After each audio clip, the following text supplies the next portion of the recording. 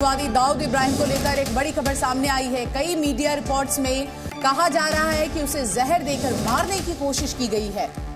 और इसके बाद देखिए ये भी खबर आ रही है कि उसे पाकिस्तान के कराची के एक अस्पताल में भर्ती किया गया है। हालांकि इस खबर की अभी तक किसी ने पुष्टि नहीं की है और साथ ही इस बात के बारे में भी कोई जानकारी नहीं हो पाई है कि उसे किसने जहर दिया। दाऊद इब्राहिम लंबे वक्त से पाकिस्तान में ही छुपा हुआ है। आपको बता दें कि दाऊद इब्राहिम 1993 के मुंबई बम ब्लास्ट का मास्टरमाइंड है, जिसमें 250 से ज्यादा लोगों की जान चली गई थी।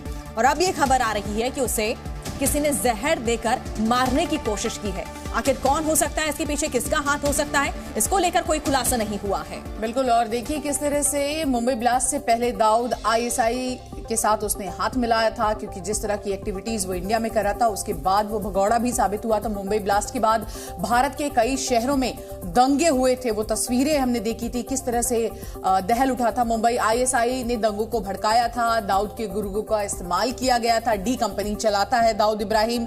हथियार के लिए खालिस्तानी आतंकियों का मुंबई के गैंगस्टर से भी गठजोड़ कराने की बात सामने आई थी। तो खालिस्तानियों के अंडरवर्ल्ड कनेक्शन में दाऊद का पैटर्न दिखा था।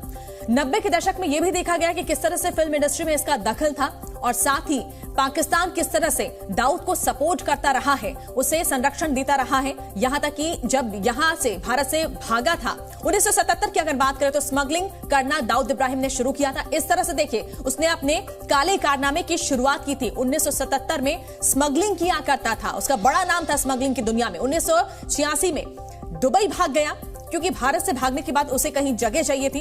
अपने पूरे परिवार के साथ वो दुबई भागा। मुंबई बम धमाके करवाए उसने 1993 में, जिसमें 250 लोगों की जान चली गई थी।